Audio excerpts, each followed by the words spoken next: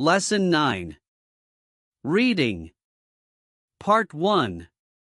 Reading Comprehension. Passage title: Halima's First Library Adventure. Halima had always loved books, so when she heard that DIS Junior High School had a large library, she couldn't wait to explore it. After her classes ended, she decided to visit. The library was located in a quiet wing of the school, and as she entered, she was amazed by the tall shelves packed with books. However, she quickly realized she had no idea where to find the French section. Just then, she noticed a friendly-looking librarian at the front desk. Taking a deep breath, Halima walked over and smiled. "Excuse me, Miss Olivia, could you help me find the French books?" she asked politely. "Of course, Halima," Miss Olivia replied warmly. "The French section is on the second floor, near the big window." She pointed up the staircase. "You'll see signs to help guide you." "Thank you so much," Halima said, feeling grateful. She climbed the stairs and looked around, but she still felt a bit lost. Luckily, a student nearby noticed her confusion. "Hi, I'm Vasco," he said. "Need some help?" "Yes, actually," Halima replied. "I'm looking for the French books." "Follow me." "I'm headed there too," Vasco said with a grin. They chatted as they walked, and Vasco told her about his favorite books. By the time they reached the French section, Halima felt completely at ease. "Thanks again, Vasco," she said. "I really appreciate it." "No problem. Anytime you need help, just ask," he replied. Halima spent the rest of the afternoon reading happily by the window, grateful for the people who had helped her on her first library adventure. Comprehension questions.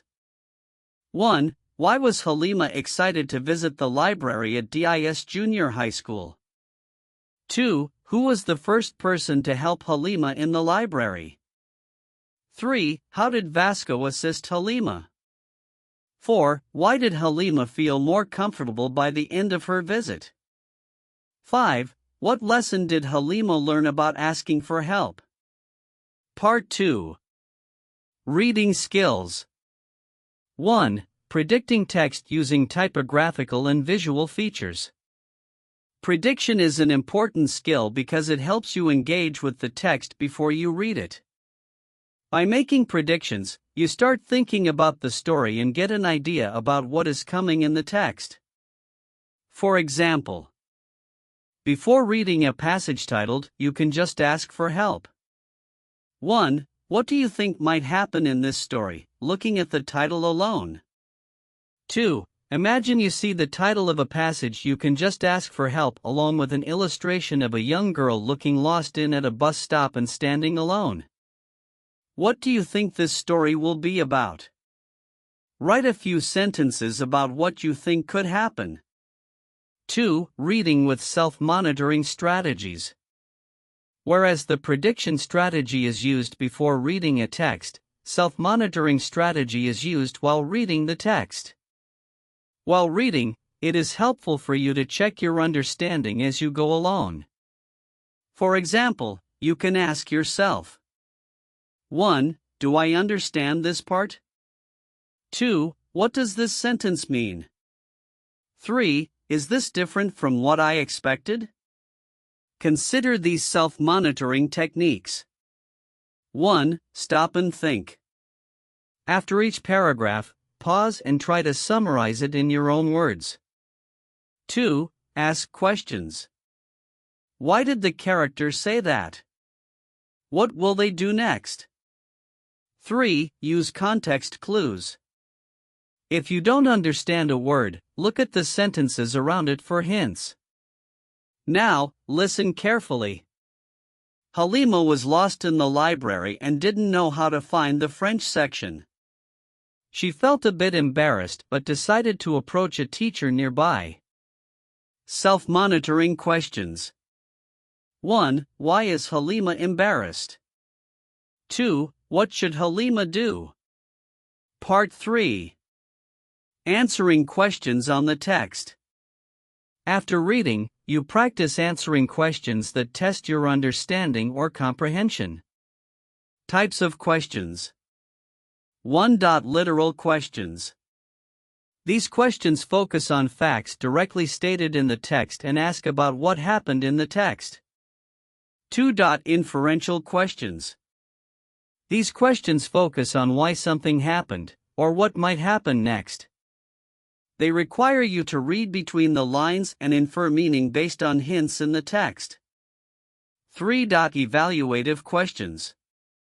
These questions focus on what you, the reader, think about aspects of the text. They encourage you to give your opinion or analyze aspects of the story. Another practice question. Please, listen attentively. Alex needed help with his math homework but was afraid to ask. Finally, he went to the teacher and quietly said, "Excuse me, could you help me with this problem?" The teacher smiled and replied, "Of course, Alex. Asking for help is always okay." Alex felt relieved and glad he had asked. 1. Literal question. Why did Alex ask the teacher for help? 2. Inferential question. Why might Alex have felt afraid to ask for help at first? 3. Evaluative question. Do you think it's important to ask for help when you need it? Why or why not? Well done, scholars, for coming this far.